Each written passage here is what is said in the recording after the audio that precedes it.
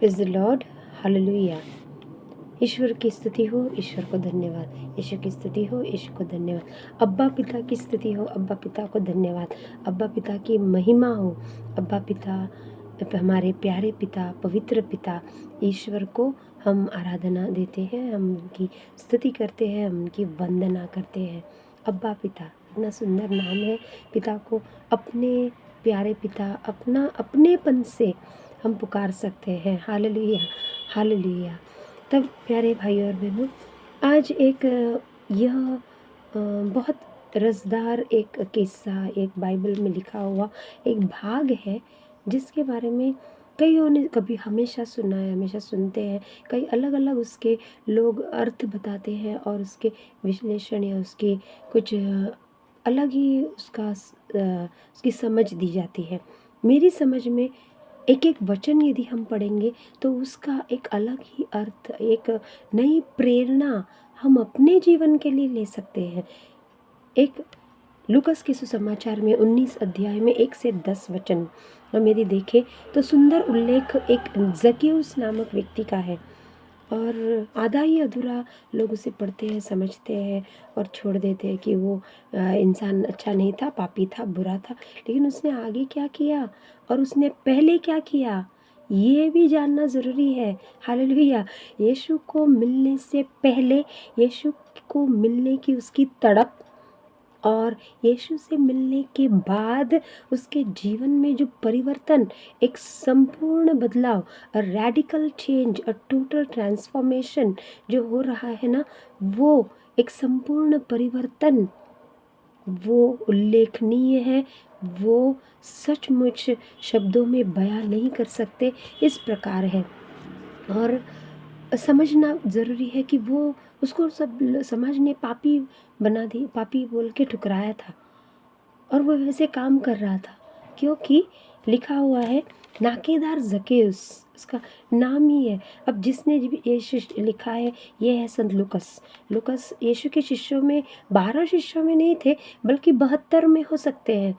यीशु ने जो चुने 72 में नहीं तो बाद में जो और भी जुड़ गए, तो उसने भी शायद 72 लोगों, 72 में ही होने चाहिए, क्योंकि यीशु जब जिंदा थे तब उसने लिखा था। तब ये व्यक्ति ने बहुत अच्छे से उसको परखा होगा, या ये कई ये लेखक जो है, ये आसपास ये शिष्य कहीं तो भी उनके शहर में रहते होंगे। लेकिन ये व्यक्ति यरीको नामक शहर में रहता था। यरीको नामक एक नगर है और उसमें यीशु कई बार यरीको में गए जा चुके हैं। इसके पहले भी हमने सुना यरीको का एक अंधा भिखारी था, उसको यीशु ने चंगाई दी।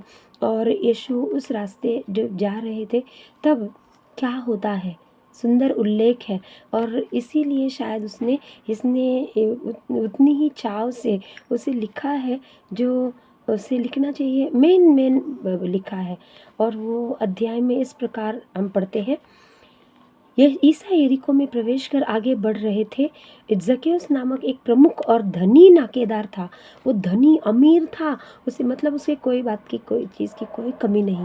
उसके पास सब कुछ घर में रहेगा, सब रेडीमेड, या जो भी वो नौकर चाकर भी होंगे, धनी लैंडलॉर्ड, या तो धनी जो कोई भी हो। धनी मतलब उस समय के जो माने जाते, जिनके पास बहुत पैसा है और उनके अधीन काम करने वाले बहुत लोग, इतना समझना काफ़ी है। हालेलुया। बड़ी धन दौलत वाला इंसान है, पैसे वाला व्यक्ति। जक्केउस नामक एक प्रमुख यह देखना चाहता था कि ईसा कैसे है। हालेलुया। छोटे हैं, नाटे हैं, अच्छे गोरे हैं, अच्छे दिखते हैं, या काले हैं, कैसे हैं, लंबे बाल वाले, छोटे बाल वाले, या क्या यीशु क्या पहनते हैं, ये देखना चाहता था। Hallelujah, hallelujah.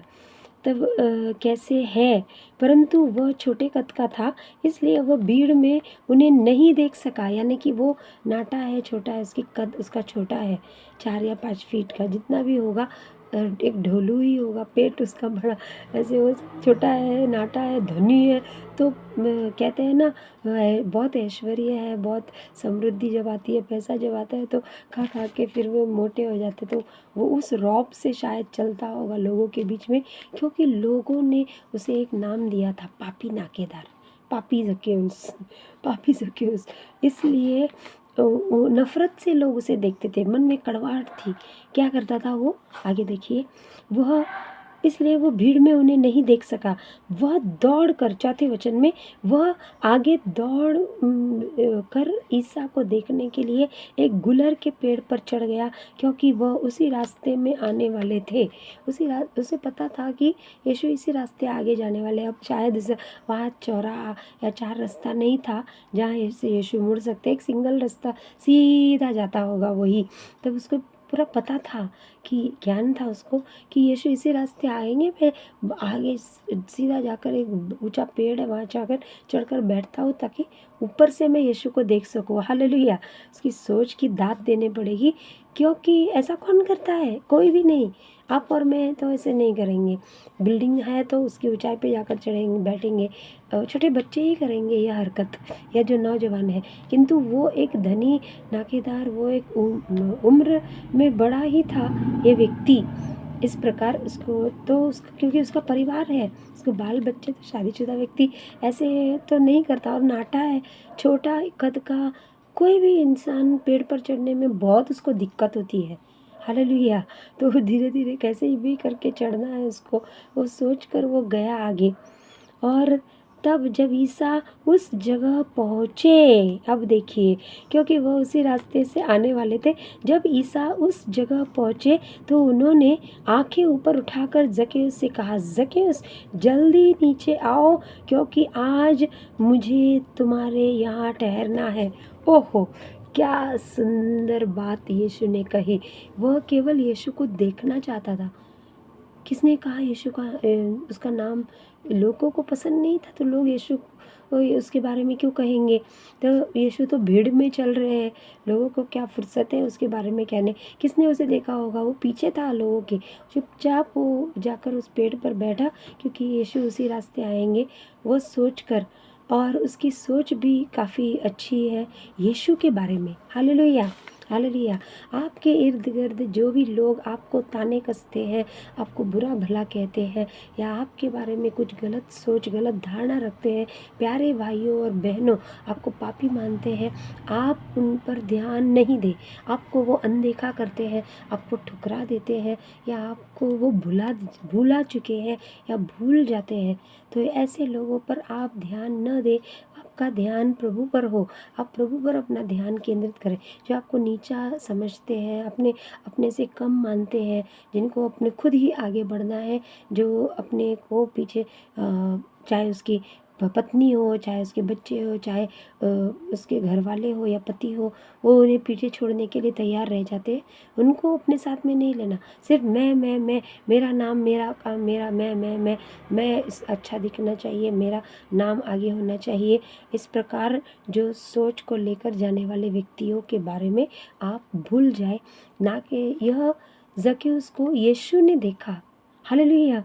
यीशु को उसका नाम पता चला कैसे?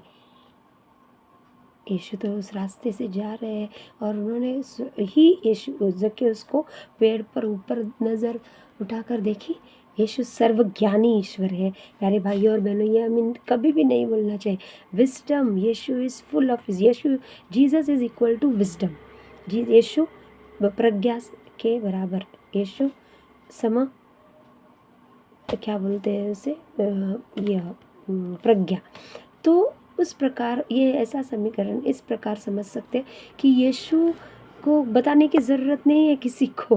उस रास्ते यदि फ्लोरा भी जाती थी ना, तो यीशु पेड़ पर मैं बैठती थी, यीशु मुझे भी पहचानते, मुझे भी यीशु नाम से बुलाते। आप भी यदि पेड़ पर जाके बैठते उस समय पर, आपको भी ऐसे, आप यदि ऐसी कोशिश करते आप, तो यीशु ज़रूर हमें देखते, ज़रूर हमें पहचान के हमारे नाम से हमें बुलाते।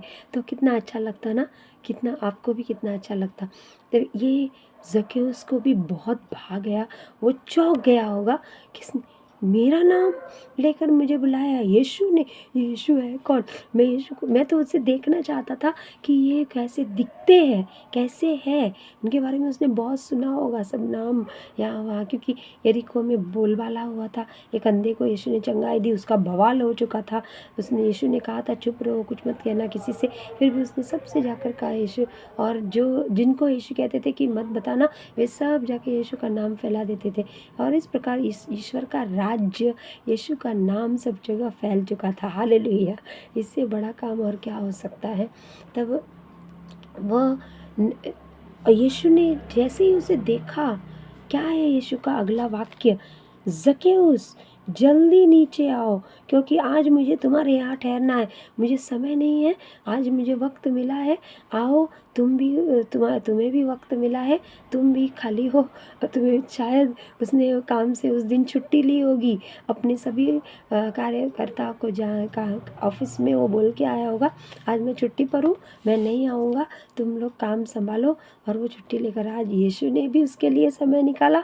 यीशु भी छुट्टी ले रहे हैं। यीशु कह रहे हैं आज मुझे तुम्हारे घर पर ज़रूर आना है, आज मुझे तुम्हारे घर में ही रहना है, मैं वही ठहरूँगा।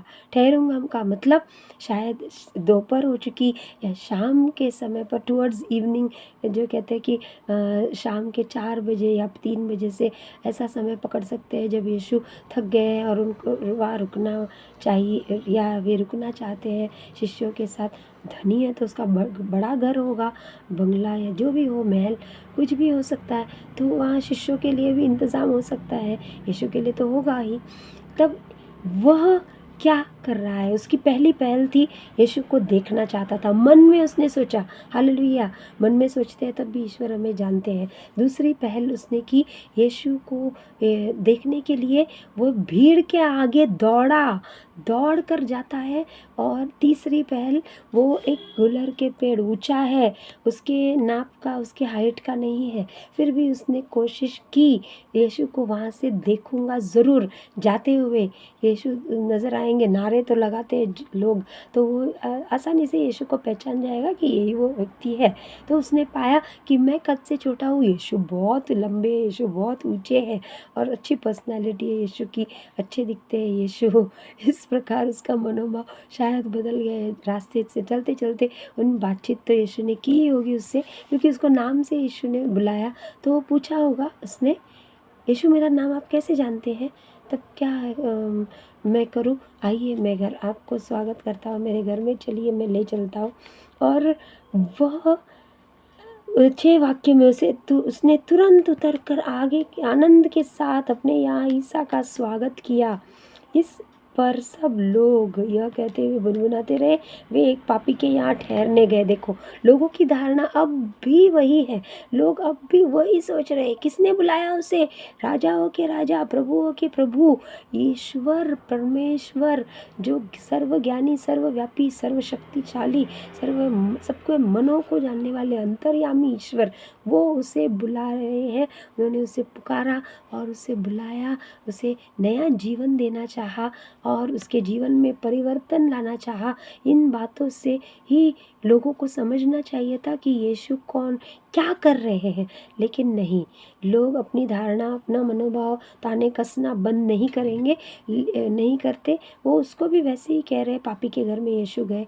लेकिन ज़केउस का मन उस वक्त बदल रहा था।